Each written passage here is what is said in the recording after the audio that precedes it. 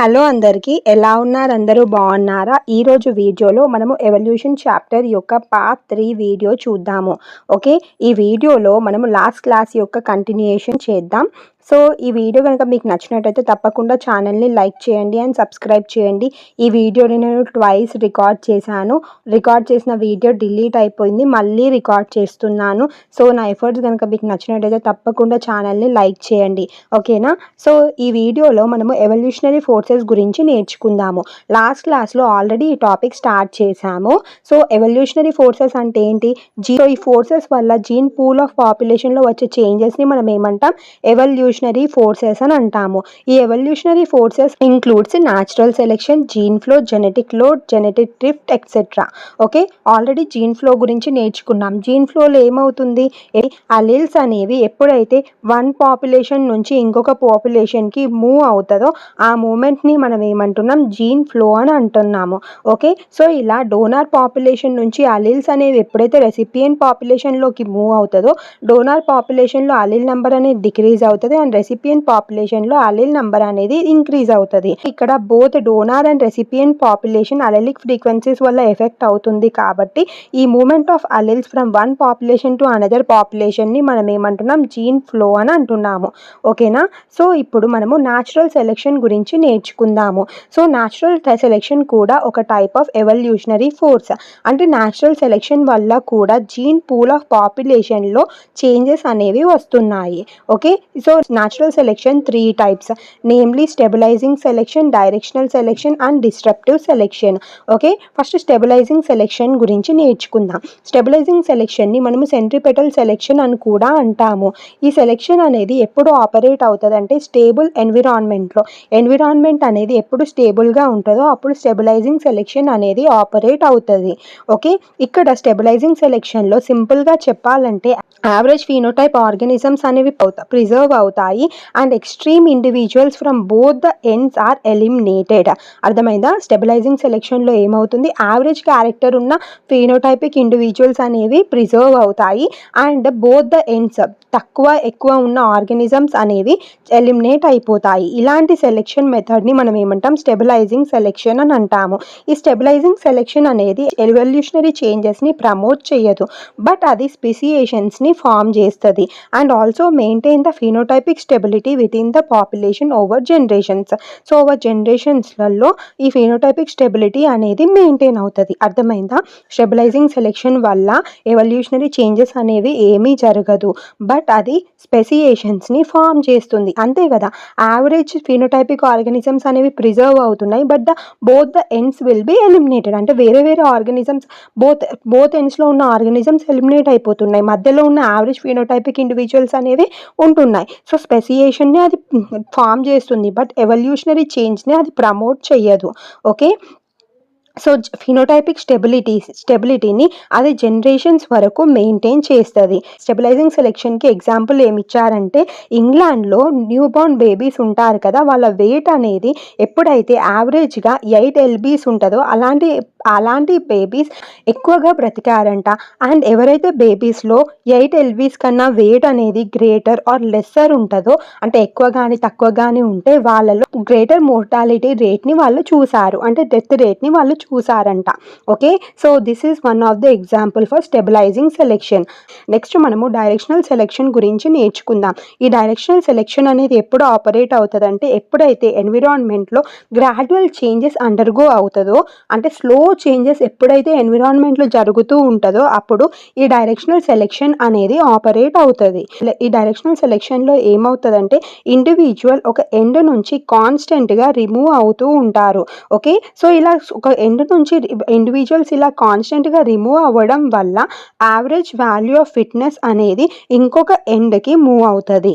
Okay, so ఏమన్నాను? It works by constantly removing the individuals from one end. ఒక end నుంచి ఇండివిజువల్స్ని remove చేస్తారు and constantly shifting the average value of fitness towards the other end of the phenotypic distribution. Average value of ఫిట్నెస్ని ఇంకొక ఎండ్కి move చేస్తుంది. Okay, so directional సెలెక్షన్లో ఒక ఎండ్ నుంచి కంప్లీట్గా ఆర్గానిజమ్స్ రిమూవ్ అయిపోతాయి. సో దానివల్ల ఇంకొక ఎండ్లో ఉన్న ఆర్గానిజమ్స్ అనేవి ప్రిజర్వ్ అవుతాయి. ఓకేనా? డైరెక్షనల్ డైరెక్షనల్ సెలెక్షన్కి ఎగ్జాంపుల్ ఏంటంటే జిరాఫ్. లాంగ్ నెక్ ఉన్న జిరాఫ్స్ అనేవి సస్టైన్ అయ్యాయి అండ్ షార్ట్ నెక్స్ ఉన్న జిరాఫ్స్ అనేవి చనిపోయాయి కదా. So this is one of the example of directional selection. Stabilising selection directional సెలెక్షన్ని టేక్ ఓవర్ చేస్తుంది ఎప్పుడు once the average value phenotype coincides with the new optimum environmental conditions. ఎప్పుడైతే average value of phenotype అనేది new optimum environmental కండిషన్కి coincide అవుతుందో, average value of phenotype అనేది new environmental కండిషన్స్కి coincide అయినప్పుడు స్టెబిలైజింగ్ సెలెక్షన్ అనేది డైరెక్షనల్ సెలెక్షన్ని టేక్ ఓవర్ చేస్తుంది. ఓకే, సో దీనికి ఇంకొక ఎగ్జాంపుల్ ఏంటంటే development of resistance to DDT by mosquitoes is the another example of directional selections. So DDTని స్ప్రే చేయడం వల్ల మస్కిటోస్ చనిపోయాయి స్టార్టింగ్లో, బట్ కంటిన్యూస్గా అలాగే స్ప్రే చేస్తూ ఉండడం వల్ల ఈ మస్కిటోస్ DDTకి అడాప్ట్ అయిపోయినాయి. సో అది స్ప్రే చేసినప్పటికీ ఈ మస్కిటోస్ చనిపోవడం మానేసినాయి. Okay, so this is one of the example of directional selection. Next మనము డిస్ట్రప్టివ్ సెలెక్షన్ గురించి నేర్చుకుందాం. సో డిస్ట్రప్టివ్ సెలెక్షన్ అనేది ఎప్పుడు ఆపరేట్ అవుతుంది అంటే ఎప్పుడైతే హోమోజీనస్ ఎన్విరాన్మెంట్ అనేది హెట్రోజీనస్ టైప్కి చేంజ్ అవుతుందో అప్పుడు డిస్ట్రప్టివ్ సెలెక్షన్ అనేది ఆపరేట్ అవుతుంది. డిస్ట్రప్టివ్ సెలెక్షన్ని మనము సెంట్రిఫ్యూగల్ సెలెక్షన్ అని కూడా అంటాము. సింపుల్గా చెప్పాలంటే డిస్ట్రప్టివ్ సెలెక్షన్లో ఏమవుతుందంటే యావరేజ్ ఫినోటైప్ అనేది ఎలిమినేట్ అయిపోతుంది and phenotypes of extreme are selected and they are preserved. Okay, disruptive సెలెక్షన్లో ఏమవుతుంది స్టెబిలైజింగ్ సెలెక్షన్కి ఆపోజిట్. సో స్టెబిలైజింగ్ సెలెక్షన్లో యావరేజ్ ఫినోటైపిక్ ఆర్గానిజం ప్రిజర్వ్ అయ్యి బోత్ ద ఎండ్స్ ఎలిమినేట్ అయినాయి కదా. సో డిస్ట్రప్టివ్ సెలెక్షన్లో ఏమవుతాయి అంటే యావరేజ్ ఫినోటైప్ అనేది డిలీట్ అయిపోయి ఎక్స్ట్రీమ్స్లలో ఉన్నవేమో ప్రిజర్వ్ అవుతాయి. యావరేజ్ ఫినోటైప్స్ అనేవి ఎలిమినేట్ అయిపోవడం వల్ల పాపులేషన్ అనేది 2 or more sub populations or species population లాగా స్ప్లిట్ అవుతుంది. ఈ ఫామ్ అనేది చాలా రేర్గా జరుగుతుంది, అయినప్పటికీ అది 2 or more డిఫరెంట్ స్పీషీస్ని ఫామ్ చేయగలిగే ఎబిలిటీ ఉంది. అందుకే దీన్ని మనము అడాప్టివ్ రేడియేషన్ అని కూడా అంటున్నాము. ఓకే, ఎగ్జాంపుల్ ఏంటంటే dark and light coloured species in Biston betularia. So Biston బెట్యులేరియాలో dark and light colour forms అనేవి ఫామ్ అవ్వడానికి కూడా డిస్ట్రప్టివ్ సెలెక్షన్ అనేది ఒక కారణం అని చెప్తున్నారు. And Darwin finches with different shapes of beaks. So Darwin ఫించెస్లో కూడా మనము డిఫరెంట్ బీక్స్ కలిగిన డార్విన్ ఫించెస్ని చూస్తాము. సో అలా ఫామ్ అవ్వడానికి కారణం కూడా disruptive selection. Okay, sunflower population in కాలిఫోర్నియాలో ఉన్న సన్ఫ్లవర్ పాపులేషన్ కూడా 2 సబ్ పాపులేషన్స్ లాగా స్ప్లిట్ అయిపోయింది. ఒకటేమో డ్రై ఏరియాకి అడాప్ట్ అయిపోతే ఇంకొకటేమో వెట్ ఏరియాకి అడాప్ట్ అయిపోయింది. దీని మధ్యలో ఉన్న ఫినోటైప్ అనేది ఎలిమినేట్ అయిపోయింది అండ్ ఆ డ్రై అండ్ వెట్ ఏరియాస్లో పెరిగే సన్ఫ్లవర్స్ అనేవి 2 సబ్ పాపులేషన్స్ లాగా ఫామ్ అయ్యాయి. సో ఈ dry and wet sub populations అనేవి ఇంటర్బ్రీడ్ కాకుండా ఉంటే ఇవి 2 డిఫరెంట్ స్పెసియేషన్స్ లాగా డిఫరెంట్ న్యూ స్పీషీస్ లాగా డెవలప్ అవుతాయి. ఓకే, అర్థమైందా డిస్ట్రప్టివ్ సెలెక్షన్ గురించి? సింపుల్గా నేను ఈ గ్రాఫ్ నుంచి ఎక్స్ప్లెయిన్ చేస్తాను, ఇలా గుర్తుపెట్టుకోండి. ఓకే, సో స్టెబిలైజింగ్ సెలెక్షన్లో యావరేజ్ ఫినోటైప్ అనేది ప్రిజర్వ్ అయింది, బోత్ ద ఎండ్స్లో ఉన్న ఆర్గానిజమ్స్ అనేవి ఎలిమినేట్ అయిపోయినాయి. ఓకే, డైరెక్షనల్ సెలెక్షన్లో ఏమవుతుందంటే ఒక ఎండ్లో ఉన్న ఆర్గానిజమ్స్ అనేవి ఎలిమినేట్ అయిపోయి ఇంకొక ఎండ్ అనేది ప్రిజర్వ్ అవుతుంది. అండ్ డిస్ట్రప్టివ్ సెలెక్షన్లో ఏమవుతుందంటే ఎక్స్ట్రీమ్ ఎండ్స్లో ఉన్న ఆర్గానిజమ్స్ అనేవి ప్రిజర్వ్ అవుతాయి, మధ్యలో ఉన్న యావరేజ్ ఫినోటైప్ అనేది ఎలిమినేట్ అయిపోతుంది. దీనివల్ల మనకి 2 డిఫరెంట్ స్పీషీస్ ఫామ్ అయ్యే ఛాన్స్ ఉంటుంది డిస్ట్రప్టివ్ సెలెక్షన్ వల్ల. అర్థమైందా న్యాచురల్ సెలెక్షన్ గురించి? నెక్స్ట్ జెనెటిక్ లోడ్ గురించి నేర్చుకుందాం. లోడ్ అంటే ఏంటి? లోడ్ని మనం ఏమంటాం? బర్డెన్ అని అంటాము. ఓకే, సో ఒక డిలీటరీరియస్ జీన్ అనేది పాపులేషన్లో ఎగ్జిస్ట్ అవ్వడం వల్ల జెనెటిక్ లోడ్ అవుతుంది. Okay, existence of deleterious genes within the population is called what? Genetic load. So పాపులేషన్లో డిలిటరేరియస్ జీన్ అంటే పనికిరాని జీన్ ఉండడం వల్ల దానికి లోడ్ అనేది బర్డెన్ అనేది అవుతుంది. అందుకే మనం దీన్ని ఏమంటున్నాం? జెనెటిక్ లోడ్ అని అంటున్నాం. ఇది జస్ట్ నేను ఒక హింట్ లాగా చెప్తున్నాను. ఓకేనా? సో అర్థమైంది కదా జెనెటిక్ లోడ్ అంటే ఏంటో. జెనెటిక్ లోడ్ యొక్క ఎగ్జాంపుల్ ఏంటంటే gene for sickle cell anaemia. Sickle cell anaemia gene అనేది జెనెటిక్ లోడ్కి example. Okay, so homozygous individuals ఉంటారు కదా, అంటే వాళ్ళలో ఈ సికిల్ సెల్ అనేమియా జీన్స్ 2 ఉంటాయి. ఉంటాయి. ఓకే, వాళ్ళు తొందరగా చనిపోతారు డ్యూ టు అనీమియా, అంటే డెఫిషియన్సీ ఆఫ్ హిమోగ్లోబిన్ వల్ల ఈ హోమోజైగస్ సికిల్ సెల్ అనీమియా కలిగిన జీన్స్ ఉండడం వల్ల వాళ్ళు తొందరగా చనిపోతారు. బట్ ఎవరైతే అయితే హెట్రోజైగస్ ఇండివిజువల్స్ ఉంటారో, అంటే వాళ్ళలో ఒక నార్మల్ హిమోగ్లోబిన్ జీన్ ఉంటుంది అండ్ ఒకటేమో సికిల్ సెల్ అనీమియా కలిగించే జీన్ ఉంటుంది. సో వాళ్ళు రీజనబుల్గా హెల్దీగా ఉంటారు. అండ్ వీళ్ళలో ఇంకొక అడ్వాంటేజ్ ఉంటుంది. ఏంటంటే వాళ్ళు మలేరియాకి రెసిస్టెంట్గా ఉంటారు. అంటే వాళ్ళలో మలేరియా ఫీవర్ అనేది కానీ వాళ్ళకు మలేరియా ఫీవర్ అనేది రాదు. సో ఇది ఒక అడ్వాంటేజ్. ఓకే, సో ఈ డిసడ్వాంటేజెస్ జీన్ అనేది హెట్రోజైగస్ కండిషన్లో క్యారీ అవ్వడం వల్ల వాళ్ళలో ఈ అడ్వాంటేజ్ని మనం చూస్తాము. ఓకే, సో ఇలా డెలిటీరియస్ జీన్స్ అనేది పాపులేషన్లో ఎగ్జిస్ట్ అవ్వడంని మనం ఏమంటున్నాం, జెనెటిక్ లోడ్ అని అంటున్నాము. నెక్స్ట్ మనము జెనెటిక్ డ్రిఫ్ట్ గురించి నేర్చుకుందాము. ఓకే, స్మాల్ పాపులేషన్ లోపల బై ఛాన్స్గా ఆ జీన్ యొక్క ఫ్రీక్వెన్సీ అనేది చేంజ్ అయిందనుకోండి, అంటే మనం సెలెక్ట్ చేయకుండానే బై ఛాన్స్గా స్మాల్ పాపులేషన్లో జీన్ యొక్క ఫ్రీక్వెన్సీ చేంజ్ అవుతే దాన్ని మనం ఏమంటాం, జెనెటిక్ డ్రిఫ్ట్ అని అంటాము. జెనెటిక్ డ్రిఫ్ట్కి ఇంకొక నేమ్ కూడా ఉంది. అదేంటంటే సీవాల్వ్ రైట్ ఎఫెక్ట్. అర్థమైందా? జెనెటిక్ డ్రిఫ్ట్ అంటే ఏంటి, స్మాల్ పాపులేషన్లో బై ఛాన్స్, అంటే మనం సెలెక్ట్ చేయకుండానే బై ఛాన్స్ వల్ల ఈ జీన్ యొక్క ఫ్రీక్వెన్సీ అనేది చేంజ్ అయిందనుకోండి ఇందులో, దీన్ని మనము genetic drift or Sewall Wright effect అని అంటాము. ఒక జీన్లో 2 అలీల్స్ ఉన్నాయి. ఓకే, పర్టికులర్ అలీల్కి ఒక ఫ్రీక్వెన్సీ ఎంత, 1%. So probability of losing that allele from this population is more. Population నుంచి లూజ్ అవ్వడానికి ఛాన్సెస్ అనేవి ఎక్కువగా ఉన్నాయి. ద ఎండ్ రిజల్ట్ అలీల్ యొక్క ఫిక్సేషన్ అన్న జరుగుతుంది, లేకపోతే లాస్ అన్న జరుగుతుంది. The probability of reaching the end point depends on the అవ్వడం అనేది దేని మీద డిపెండ్ అవుతుంది, ఆ పాపులేషన్ యొక్క సైజ్ మీద డిపెండ్ అవుతుంది. ఓకే, సో జెనెటిక్ డ్రిఫ్ట్ ఏం చేస్తుంది, జెనెటిక్ వేరియేషన్స్ని పాపులేషన్లో రెడ్యూస్ చేస్తుంది. ఓకే, ఎలా రెడ్యూస్ చేస్తుంది, mainly by removing the alleles with లో ఫ్రీక్వెన్సీ కలిగిన అలీల్స్ని రిమూవ్ చేసి జెనెటిక్ వేరియేషన్స్ని రెడ్యూస్ చేస్తుంది. సో దాన్ని మనము founder effect and bottle neck effect ద్వారా ఎక్స్ప్లెయిన్ చేశారు. Okay, so first founder effect అంటే ఏంటో తెలుసుకుందాము. సో పాపులేషన్ నుంచి స్మాల్ గ్రూప్ ఆఫ్ ఇండివిజువల్స్ అనేవాళ్ళు ఐసోలేట్ అయ్యి న్యూ పాపులేషన్ని ఫామ్ చేస్తారు. ఇలా ఐసోలేట్ అయిన మెంబర్స్ని మనం ఏమంటామంటే ఫౌండర్స్ అని అంటాము. న్యూ పాపులేషన్ ఇండివిజువల్స్లలో ఎవరి క్యారెక్టర్స్ ఉంటుంది, ఫౌండర్స్ క్యారెక్టరా, ఒరిజినల్ పాపులేషన్ క్యారెక్టరా? ఫౌండర్స్ క్యారెక్టర్స్ ఉంటాయి. ఓకే, సో ఫౌండర్స్ యొక్క ఫీచర్స్ అనేవి మనం న్యూ పాపులేషన్లో చూస్తాము. ఎందుకంటే ఒరిజినల్ పాపులేషన్ నుంచి ఈ small group of individuals separate అయిపోయి వీళ్ళ వల్ల న్యూ పాపులేషన్ అనేది ఫామ్ అవుతుంది. కాబట్టి న్యూ పాపులేషన్లో మనము ఫౌండర్స్ యొక్క ఫీచర్స్ని చూస్తాము. మనం ఏమంటామంటే ఫౌండర్స్ ఎఫెక్ట్ అని అంటాము. ఇక్కడ ఎగ్జాంపుల్ ఏంటంటే frequency of O positive blood group in nearly 100% of the red Indians. So of the red ఇండియన్స్లో మనము O పాజిటివ్ బ్లడ్ గ్రూప్ అనేది చూస్తున్నాము. ఎందుకంటే ఒరిజినల్ పాపులేషన్ నుంచి మెయిన్గా ఈ O పాజిటివ్ బ్లడ్ గ్రూప్ కలిగిన ఇండివిజువల్ సపరేట్ అయిపోయి ఐసోలేట్ అయిపోయి ఫౌండర్స్ లాగా న్యూ పాపులేషన్ని ఫామ్ చేశారు. కాబట్టి ఈ న్యూ పాపులేషన్లో మనకి ఫౌండర్స్ యొక్క బ్లడ్ గ్రూప్ అనేది వచ్చింది. ఓకే, యాన్సెస్టర్ పాపులేషన్లో మెజారిటీగా O పాజిటివ్ బ్లడ్ గ్రూప్ ఉండేది, బ్లడ్ గ్రూప్స్ కూడా వాళ్ళలో ఉండేటివి. బట్ ఈ ఫౌండర్స్ ఐసోలేట్ అయిపోయినారు.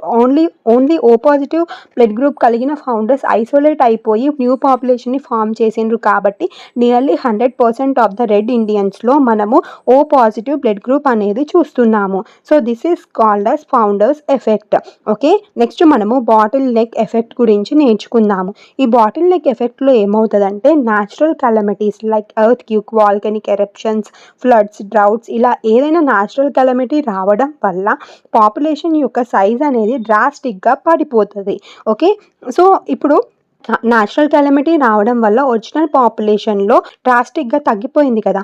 ఆఫ్టర్ ఈ కెలమిటీ తర్వాత ఏవో కొన్ని సర్వైవర్స్ బ్రతికిపోతాయి కదా.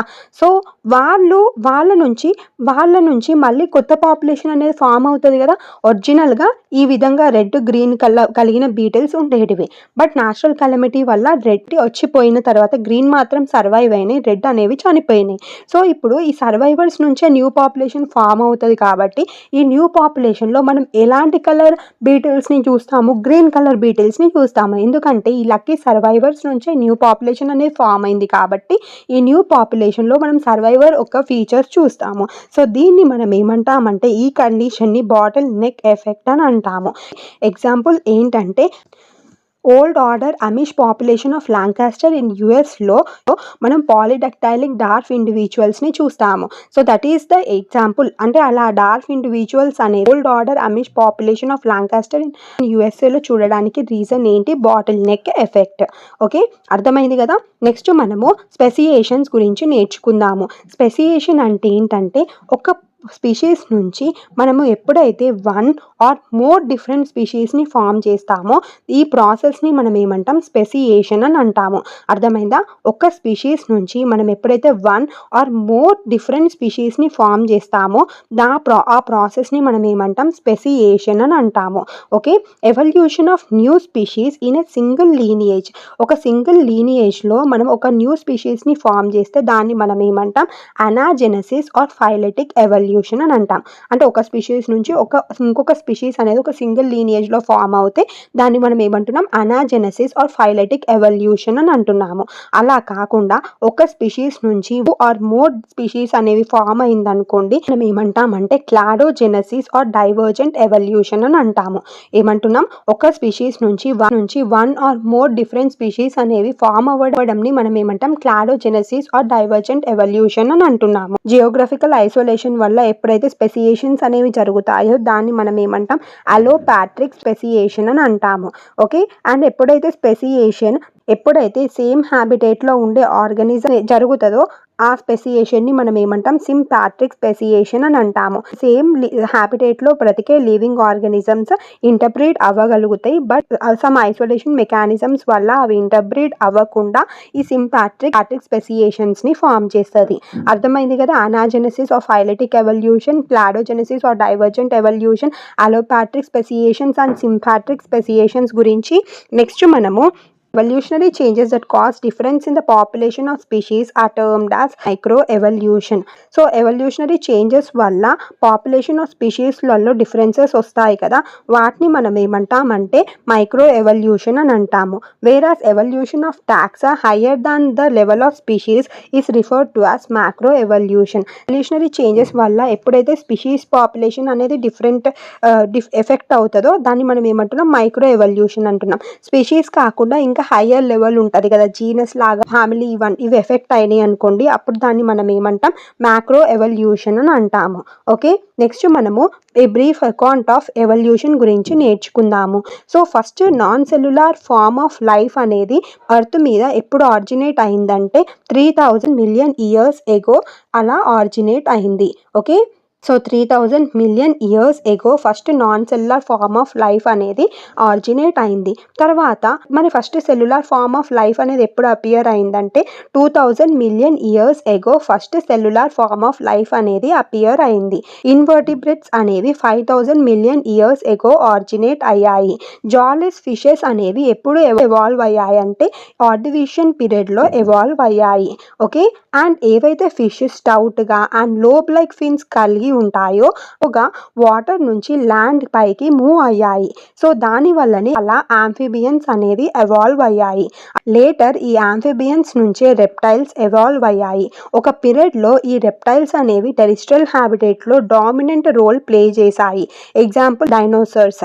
ఓకే, సో వాటిలో బిగ్గెస్ట్ ఏంటంటే ట్రైనోసోరస్ రెక్స్. సో ఇది 20 feet హైట్ కలిగి ఉండేది అండ్ అగర్ లైక్ టీత్ కలిగి ఉండేది. ఓకే, సో ల్యాండ్ రెప్టైల్స్ నుంచి కొన్నేమో వాటర్లోకి వెళ్ళిపోయాయి. సో అలా వెళ్ళిపోవడం వల్ల వాటి నుంచి మనకి ఫిష్ లైక్ రెప్టైల్స్ అనేవి ఎవాల్వ్ అయ్యాయి. సో ఇచియోసారస్. ఓకే, సో డైనోసారస్ అనేవి క్రిటేషియస్ పీరియడ్ యొక్క ఎండ్లో ఎక్స్టింక్ట్ అయిపోయాయి. సో కొన్ని రెప్టైల్స్ అనేవి మ్యామల్స్ లాగా ఎవాల్వ్ అయ్యాయి అండ్ కొన్ని రెప్టైల్స్ అనేవి బర్డ్స్ లాగా ఎవాల్వ్ అయ్యాయి. So most successful episode in the history of evolution is the origin of man. So origin of man అనేది ఎవల్యూషన్ యొక్క హిస్టరీలో మోస్ట్ సక్సెస్ఫుల్ ఎపిసోడ్. ఓకే, ఎందుకంటే మ్యాన్ దగ్గర language skills, intelligence and consciousness ఉన్నాయి కాబట్టి history of ఎవల్యూషన్లో most successful episode ఏంటి? Origin of man. So ఇప్పుడు మనము origin and evolution of man గురించి నేర్చుకుందాము. హ్యూమన్ బీయింగ్స్ అనే లీనియర్ మేనర్లో ఎవల్యూయేట్ కాలేదు. Okay, evolution of primates includes the animals. Evolution of primates 3 యానిమల్స్ని ఇంక్లూడ్ చేశాయి. One is distantly related. So human బీయింగ్స్కి చాలా పోలిస్తే ఈ ప్రైమేట్స్లో చాలా డిఫరెన్స్ ఉంటుంది. సో అలాంటి యానిమల్స్ని మనం ఏమన్నాం? హోమినాయిడ్స్ అని అన్నాము. అండ్ హ్యూమన్ బీయింగ్స్తో పోలిస్తే ఈ ప్రైమేట్స్లో లెస్ క్లోజ్లీ రిలేటెడ్ ఫీచర్స్ కనిపిస్తాయి. వాటిని మనం ఏమంటున్నాం? హోమినిడ్స్ అని అంటున్నాం. ఏవైతే ప్రైమేట్స్లో most closely human like features కనిపిస్తాయో వాటిని మనం ఏమంటాం? హోమో అని అంటాము. ఓకే, అర్థమైందా? హోమినాయిడ్స్లో మోస్ట్ డిస్టెంట్లీ రిలేటెడ్ ఫీచర్స్ ఉంటాయి. హోమినిడ్స్లో క్లోజ్లీ రిలేటెడ్ ఫీచర్స్ ఉంటాయి అండ్ హోమోలో మోర్ క్లోజ్లీ రిలేటెడ్ ఫీచర్స్ ఉంటాయి. ఓకే, అర్థమైంది కదా? So 15 million years ago hominoids ఉండేటివి. ఓకే, సో ఈ హోమినాయిడ్స్ని ఏమనే వాళ్ళంటే డ్రయాప్థికస్ అండ్ రామాప్థికస్ అనేవాళ్ళు. ఈ డ్రయాప్థికస్ అండ్ రామాప్థికస్ యొక్క బాడీ అంతా హెయిరీగా ఉండేది అండ్ వాళ్ళు గొరిల్లా అండ్ చింపాంజీస్ లాగా నడిచే వాళ్ళంట. ఓకే, సో ఈ డ్రయాప్థికస్ అండ్ రామాప్థికస్లో ఈ డ్రయాప్థికస్ అనేది మోర్ ఏప్ లాగా ఉండేది అండ్ రామాప్థికస్ అనేది మోర్ మ్యాన్ లాగా ఉండేది. నెక్స్ట్ హోమినిడ్స్ గురించి తెలుసుకుందాం. హోమినిడ్స్ అనేవి మ్యాన్ లైక్ ప్రైమేట్స్. ఓకే, వీళ్ళు ఈస్టర్న్ ఆఫ్రికాలో వాళ్ళు అని అన్నారు. ఓకే, సో ఈస్టర్న్ ఆఫ్రికాలోని ఇథియోపియా అండ్ తంజానియాలో 3 to 4 మిలియన్ ఇయర్స్ ఎగో ఈ హోమినిడ్స్ ఉండేవాళ్ళు అని ఒక నమ్మకం ఉంది. సో అలా ఎలా చెప్తున్నారు? ఇథియోపియా అండ్ తంజానియాలో ఈ హోమినిడ్స్ ఉండేవాళ్ళు అని అంటే వాళ్ళకి కొన్ని ఫాజిల్ బోన్స్ అనేవి దొరికాయంట ఇథియోపియా అండ్ తంజానియాలో. సో దాన్ని బట్టి వాళ్ళు ఏం చెప్తున్నారంటే 3 to 4 million years ago man like primates అయిన హోమినిడ్స్ ఈస్టర్న్ ఆఫ్రికాలో ఉండేవాళ్ళు అని చెప్తున్నారు. ఈ హోమినిడ్స్ ఎలా నడిచే వాళ్ళంటే ఇట్స్ హైట్ కలిగి ఉండేవాళ్ళు అండ్ అప్రైట్ గా నడిచేవాళ్ళు. హోమినిడ్స్ లోనే ఆస్ట్రలోపిథెకస్ అని అయ్యారు. ఓకే, వీళ్ళు ఈస్టర్న్ ఆఫ్రికా గ్రాస్ ల్యాండ్స్ లో అబౌట్ 2 మిలియన్ ఇయర్స్ ఎగో ఉండే వాళ్ళంట. Okay, first human like being ఎవరంటే Homo habilis. 2 million years ago ఉన్నారు. అండ్ కొన్ని ఎవిడెన్సెస్ ఏం చెప్తున్నారంటే హోమో హ్యాబిలస్ వాళ్ళు షార్ప్ స్టోన్ టూల్స్ని వాడేవాళ్ళు అండ్ ఫ్రూట్స్ని తినేవాళ్ళంట. అండ్ వీళ్ళలో క్రేనియల్ కెపాసిటీ ఎంత ఉండేదంటే హ్యాబిలిస్లో ఓకే హోమో హ్యాబిలిస్ యొక్క క్రేనియల్ కెపాసిటీ ఎంత ఉండేది? 650 to 800 cc ఉండేదంట. వాళ్ళు మీట్ని తినకపోయేవాళ్ళు. సో జావాలో 1891లో కొన్ని ఫాజిల్స్ని డిస్కవర్ చేశారు. సో ఈ ఫాజిల్సే హోమో హ్యాబిలస్ తర్వాత స్టేజ్ అయిన హోమో ఎరెక్టస్ యొక్క స్టేజ్ని రివీల్ చేశారు. హోమో ఎరెక్టస్ అనే వాళ్ళు 1.5 మిలియన్ ఇయర్స్ ఎగో ఉండేవాళ్ళంట. Okay, Homo erectus had comparatively large cranial capacity of around 900 cc. Homo హ్యాబిలస్కి క్రేనియల్ కెపాసిటీ ఎంత ఉంటే 650 to 800 cc ఉంటే హోమో ఎరెక్టస్ యొక్క క్రేనియల్ కెపాసిటీ అనేది 900 cc ఉండేది. ఓకే, అండ్ ఈ హోమో ఎరెక్టస్ మీట్ని తినేవాళ్ళు. ఈ Homo erectus and Homo ergaster అనేవాళ్ళు ఆఫ్రికాలో ఉండేవాళ్ళు అండ్ వాళ్ళే ఫస్ట్ పర్సన్స్. ఆఫ్రికాని వదిలిన వాళ్ళలో వాళ్ళే first. Okay, so the next important form was Homo neanderthalensis. వీళ్ళ యొక్క క్రేనియల్ కెపాసిటీ ఎంత ఉండేదంటే 1400 cc ఉండేది అండ్ వీళ్ళు 1 lakh to 4,000 years ఎగో ఉండేవాళ్ళంట. ఎక్కడ ఉండేవాళ్ళంటే ఈస్ట్ అండ్ సెంట్రల్ ఏషియాలో ఉండేవాళ్ళు అండ్ వీళ్ళ బాడీని వీళ్ళు హైడ్స్ తోటి అంటే ఏదో ఒకటి ఆకులతోటైనా స్కిన్ యానిమల్స్ యొక్క స్కిన్ తోటైనా కవర్ చేసుకునే వాళ్ళు అండ్ వీళ్ళు చనిపోతే బరీ చేసుకునే వాళ్ళంట ఈ హోమో నియాండర్థలెన్సిస్ వాళ్ళు. ఓకే, 75,000 to 10,000 years ఎగోని మనం ఐసేజ్ అంటాం కదా. అప్పుడు మోడర్న్ హోమోసేపియన్స్ ఆఫ్రికాలో పుట్టారు అండ్ వాళ్ళు వేరే కాంటినెంట్స్కి కూడా మూవ్ అయ్యారు and developed into distinct races and different races లాగా కూడా డెవలప్ అయ్యారు. Okay early modern humans of the European region is informally called మనం క్రో మ్యాగ్నన్ మ్యాన్ అని అన్నాము. ఎర్లీ మోడర్న్ హ్యూమన్స్ని ఏమంటున్నాం? క్రో మ్యాగ్నన్ మ్యాన్ అని అంటున్నాము. కేవ్ పెయింటింగ్స్ని 18,000 ఇయర్స్ ఎగో అండ్ వీళ్ళు 10,000 ఇయర్స్ ఎగో అగ్రికల్చర్ చేయడం నేర్చుకున్నారు. అండ్ వచ్చిన తర్వాత వాళ్ళు హ్యూమన్ సెటిల్మెంట్స్ అంటే కొన్ని జాగాలలో ఇలా గ్రూప్స్ లాగా బ్రతకడం స్టార్ట్ చేశారు. ఓకేనా. సో ఫస్ట్ డ్రయాప్థికస్ వచ్చింది, తర్వాత రామప్థికస్. వీళ్ళిద్దరు ఏంటి? హోమినిడ్స్ ఎవరు? ఆస్ట్రలోపిథెకస్ తర్వాత హోమో హాబిలస్, దాని తర్వాత హోమో ఎరెక్టస్, దాని తర్వాత homo నియాండర్థలెన్సిస్ and then homo sapiens. అర్థమైందా ఎవల్యూషన్ ఆఫ్ మ్యాన్ గురించి? నెక్స్ట్ మనము థియరీస్ ఆఫ్ ఎవల్యూషన్ గురించి నేర్చుకుందాం.